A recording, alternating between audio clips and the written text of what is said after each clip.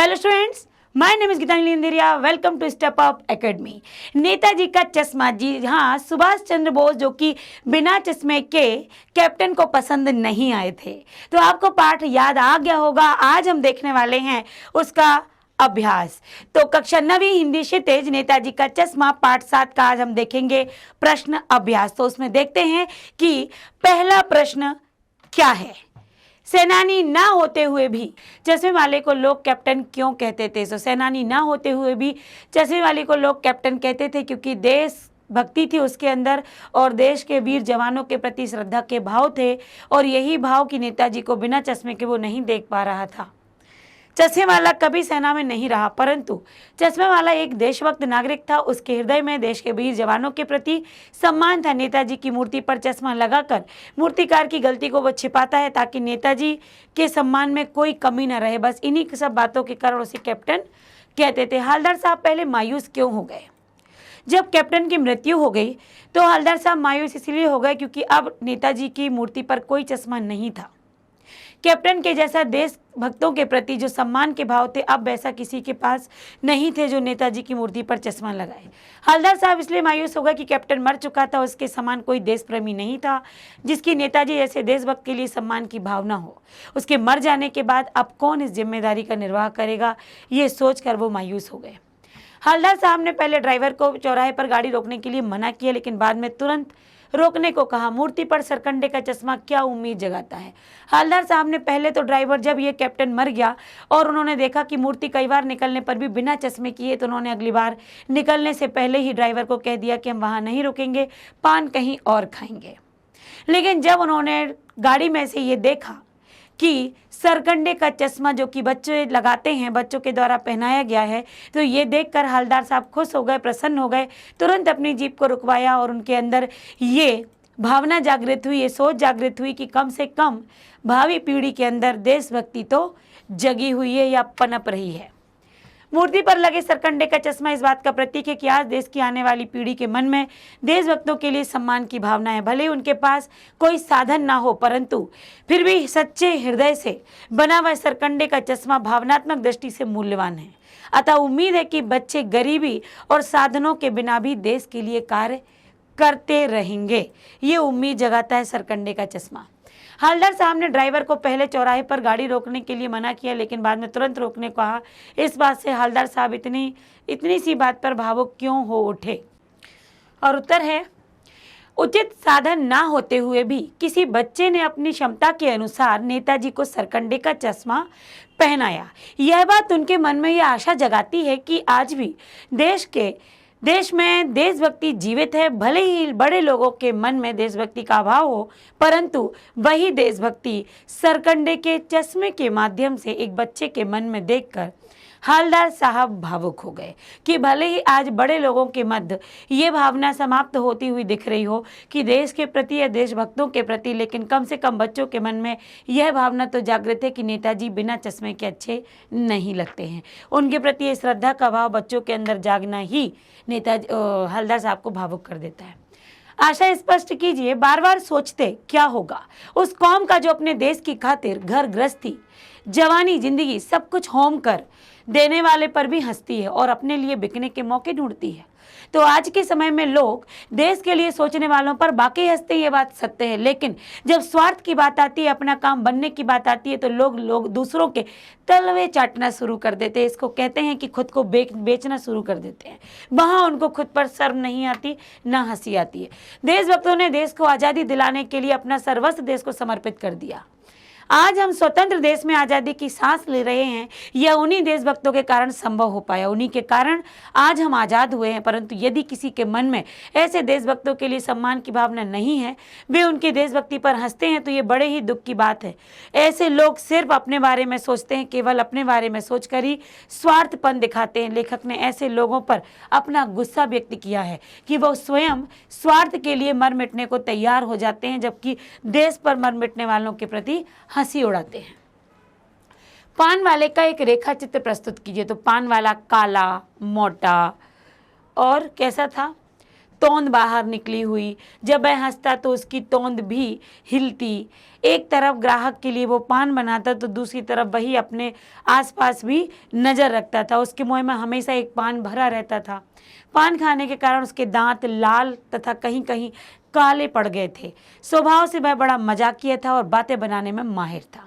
तो पान वाला, यहाँ ऊपर वाली पंक्ति भी थी कि पान वाला मस्त मौला व्यक्ति था। पान वाला सड़क के चौराहे के किनारे पर उसकी पान की दुकान थी। वह काला मोटा, तोंद बाहर निकली हुई, हंसता तो उसकी तोंद हिलती थी। जब वह एक तरफ तो वो ग्राहक चलाता, दूसरी तरफ वो आसपास की खोज खबर भी रखता था।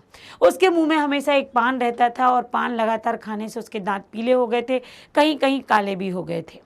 तो ये स्वभाव से बड़ा मजाकिया और चालाक था बात बनाने में। वो लंगड़ा क्या जाएगा फौज में, पागल है पागल। कैप्टन के प्रति पान वाले की इस टिप्पणी पर अपनी प्रतिक्रिया दीजिए। तो कैप्टन के लिए इस प्रकार की बात करना ये पान वाले का उचित व्यवहार नहीं था। पान वाले ने कैप्टन को लंगड़ा तथा पागल कहा, जो अति गैर जिम्मेदाराना और दुर्भाग्यपूर्ण वक्तव्य है। कैप्टन में एक सच्चे देशभक्त के गुण मौजूद थे। पान वाले या समाज के अन्य किसी वर्ग में नहीं थे ये गुण। वह शारीरिक रूप से भले ही लंगड़ा था, उसकी मानसिक शक्ति तीव्र है। वह कभी भी नेताजी की मूर्ति बगैर चश्मे के नहीं देख पाता था। कैप्टन वाले ने जो अधिक सक्रिय और विवेकशील तथा देशभक्त था। कैप्टन कैसा था? विवेकशील था, देशभक्ति भरी हुई थी और सक्रिय भी था। रचना और अभिव्यक्ति निम्नलिखित वाक्य पात्रों की कौन सी विशेषता की ओर संकेत करते हैं? हालदार साहब हमेशा चौराहे पर रुकते और नेताजी को निहारते थे। तो ये उनकी जो विशेषता थी वो ये थी कि उनके अंदर भी जो नेताजी के प्रति सम्मान के भाव थे। नेताजी की मूर्ति पर प्रतिदिन बदलते हुए चश्मे के फ्रेम को देखकर वो रुककर बड़े उत्सुक रहते थे और देखा करते थे। नेताजी को पहनाए गए चश्मे के माध्यम से वे कैप्टन की देशभक्ति को देखकर खुश होते, क्योंकि वे स्वयं एक देशभक्त थे। कैप्टन के प्रति उनके मन में श्रद्धा भी थी। पान वाला उदास हो गया। उसने पीछे मुड़कर मुंह का पान नीचे थूका और सिर झुकाकर अपनी धोती के सिरे से आंखें पोंछता हुआ बोला, कैप्टन मर गया। तो पान वाले का यहाँ जो व्यवहार है वो कैप्टन के प्रति संवेदनशीलता का व्यवहार है। कैप्टन के मर जाने से वह दुखी है। कैप्टन के लिए उसके मन में स्नेह है, आदर है। भले ही जीते जी उसने कैप्टन का सम्मान ना किया हो, किंतु कहीं ना कहीं कैप्टन की देशभक्ति पर वह भी मुग्ध था। आज उसके रोने से, उसके उदास होने पर यह बात समझ में आती है। कैप्टन बार बार मूर्ति पर चश्मा लगा देता था। वह देशभक्त था। नेताजी की मूर्ति को वह बिना चश्मे के देखना उसे गवारा नहीं था। वो देख नहीं पाता था। उसकी चश्मे की छोटी सी दुकान जो कि हाथ में वो फेरी लगा के बेचता था, तो वहाँ पर वो नेताजी को एक चश्मा निकालता तो दूसरा चश्मा लगा देता था। वो स्थायी रूप से चश्मा नहीं पहना पाता था, लेकिन जो जितना उससे बन पड़ता था वह अपनी ओर से कोई भी चश्मा लगा देता था, उन्हें बिना चश्मे के नहीं छोड़ता था। जब तक हालदार साहब ने कैप्टन को साक्षात देखा नहीं, तब तक उनके मानस पटल पर उसका चित्र कौन सा चित्र रहा होगा, कल्पना कीजिए। तो कैप्टन समझकर हालदार साहब के मन में कोई नौजवान, कोई सेना का जवान, कोई फौज का सिपाही, कोई हट्टा कट्टा लंबा ऊंचा, ये उनके मन में भाव रहे थे।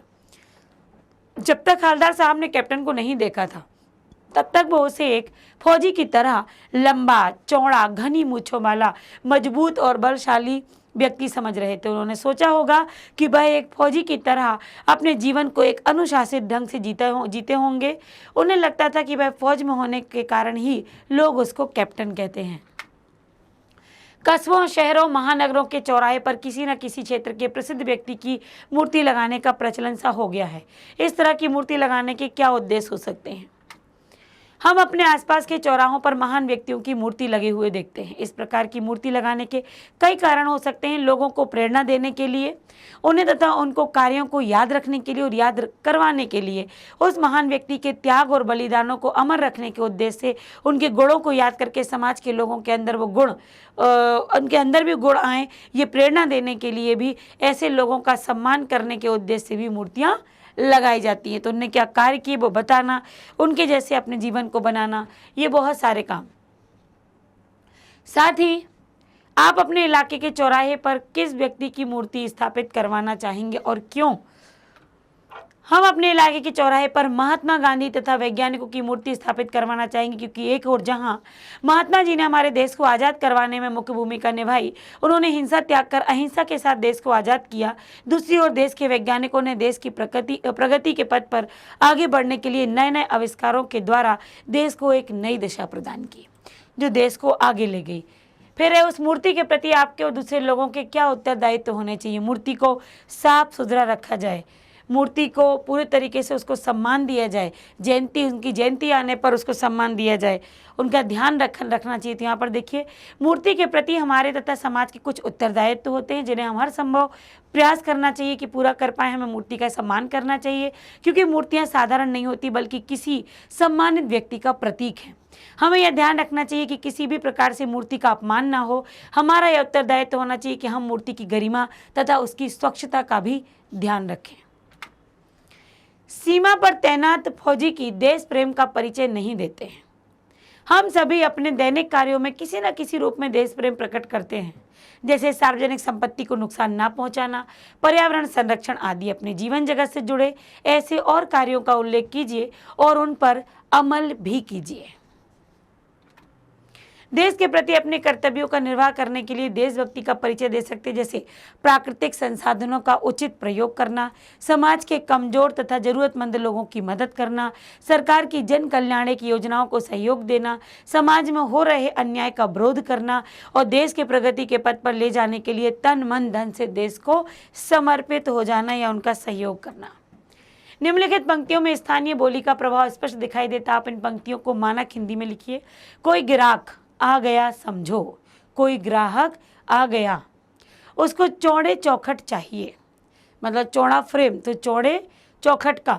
तो कैप्टन किधर, किधर मतलब किधर, तो उसको मूर्ति वाला दे दिया। अब ये देखिए, मानक हिंदी में कहें तो अगर कोई ग्राहक आ गया, उसे चौड़े चौखट चाहिए और उसे चौड़े चौखट, तो कैप्टन कहाँ से लाएगा, तो उसे मूर्ति वाला चौखट दे दिया और उसकी जगह दूसरा भी बिठा दिया, नहीं लगा दिया।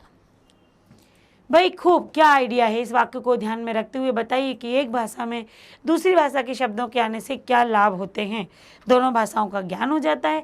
साधारण बोलचाल की भाषा पर कई भाषाओं का प्रभाव देखने को मिलता है। इस प्रकार के शब्दों का उच्चारण इसलिए किया जाता है कि बहुत प्रचलित शब्द अक्सर लोगों को जल्दी समझ में आ जाते हैं। एक भाषा से दूसरी भाषा के शब्दों के आने से भाषा की जो भाव अभिव्यक्ति होती है की क्षमता में वृद्धि होती है। इस प्रकार के शब्दों का प्रयोग करने से अधिक प्रभावशाली हो जाते हैं। दूसरी भाषा के कुछ शब्दों की जानकारी भी हो जाती है। भाषा का शब्द भंडार बढ़ जाता है। भाषा का स्वरूप अधिक आकर्षक हो जाता है। साथ ही भाषा में प्रभाव भी आ जाता है। निम्नलिखित वाक्यों में से निपात छांटिए। निपात क्या होते हैं, जो वाक्य पर जोर डालते हैं। ही, भी, तो नगर पालिका थी तो कुछ ना कुछ कार्य करती भी रहती थी। भी किसी स्थानीय कलाकार को ही अवसर देने का, मतलब जहाँ पर जैसे ही आप भी और ही बोलते हैं, अपने आप आपकी आवाज़ में तेजी आ जाती है। मतलब उस वाक्य पर आप क्या करते हैं, बहुत ही जोर डालते हैं। चश्मा तो था लेकिन संगमरमर का नहीं था। अब यहाँ पर देखिए, तो माँ ने जो काम किया वह कर भी दिया, या भी आपके साथ यह भी होगा। तो ये दो प्रकार के यहाँ पर निपात हैं। तो पर भी जोर है, और ये किसी स्थानीय कलाकार की बात करें तो यहाँ पर ही पर है। इससे वाक्य निर्माण एक और कर दिया। तो मेरे पास गहने थे तो सही, लेकिन मैंने पहने नहीं। तो भी, ही, ये वो शब्द होते हैं जिनको निपात कहते हैं, क्योंकि ये वाक्य पर जोर डालते हैं। हवलदार साहब अब भी 2 साल तक हवलदार साहब ने अपने काम के सिलसिले में उस कस्बे से गुजरते रहे। तो भी और यहाँ पर तक, ये भी क्या करते हैं, वाक्य पर जोर डालते हैं। तो आपने तो, तक, भी, ही, ये निपात यहाँ पर देखे। अगला है, निम्नलिखित वाक्यों को कर्मवाच्य में बदलिए। कर्मवाच्य में बदलते हैं तो के द्वारा का प्रयोग होता है। वह अपनी छोटी सी दुकान में उपलब्ध गिने चुने फ्रेमों में से एक से नेताजी की मूर्ति पर फिट कर देता।